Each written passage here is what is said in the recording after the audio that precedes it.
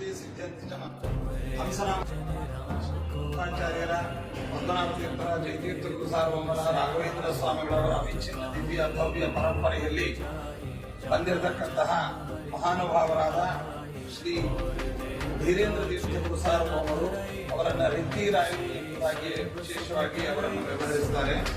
ಅಂತಹ ಮಹಾನುಭಾವರು ಅದೇ ರೀತಿಯಾಗಿ ಸುಶೀಲೇಂದ್ರ ತೀರ್ಥ ಶ್ರೀಪಾದಂಗಳವರು ನಮ್ಮ ಪರಂಪರೆಯಲ್ಲಿ ವಿಭೂತಿ ಪುರುಷರು.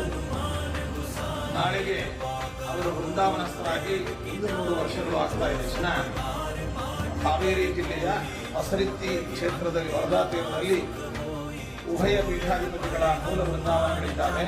ಧೀರೇಂದ್ರ ತೀರ್ಥರ ಅದೇ ರೀತಿಯಾಗಿ ಸುಶೀಲೇಂದ್ರ ತೀರ್ಥರ ಆ ಒಂದು ಶತಮಾನೋತ್ಸವದ ಒಂದು ಸ್ಮಾರಕವಾಗಿ ಅಂಗವಾಗಿ ಹರಿಗುರುಗಳ ಪ್ರೇರಣಾನುಸಾರವಾಗಿ ರಾಯರ ವಿಶೇಷವಾದ ಅನುಗ್ರಹಕ್ಕೆ ಪಾತ್ರರಾದಂತಹ ಈರುವ ಪೀಠಾಧಿಪತಿಗಳಿಗೆ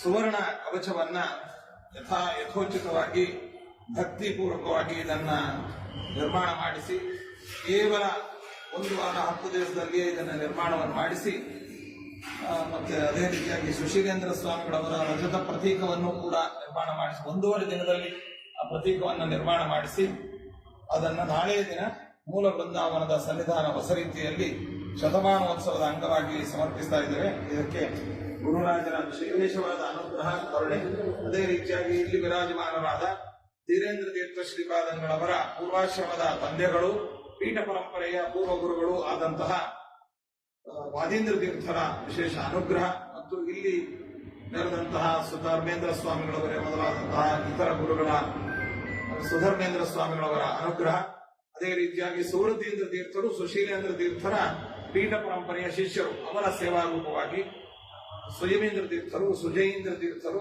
ಅದೇ ರೀತಿಯಾಗಿ ಸುಷಮೇಂದ್ರ ತೀರ್ಥರು ನಮ್ಮ ಸ್ವರೂಪೋದ್ಧಾರಕ ಗುರುಗಳು, ಇವರೆಲ್ಲರ ವಿಶೇಷವಾದ ಪ್ರೇರಣೆಯಿಂದ ಈ ಕವಚದ ಸಮರ್ಪಣೆಯನ್ನ ಮಾಡ್ತಾ ಇದ್ದೇವೆ.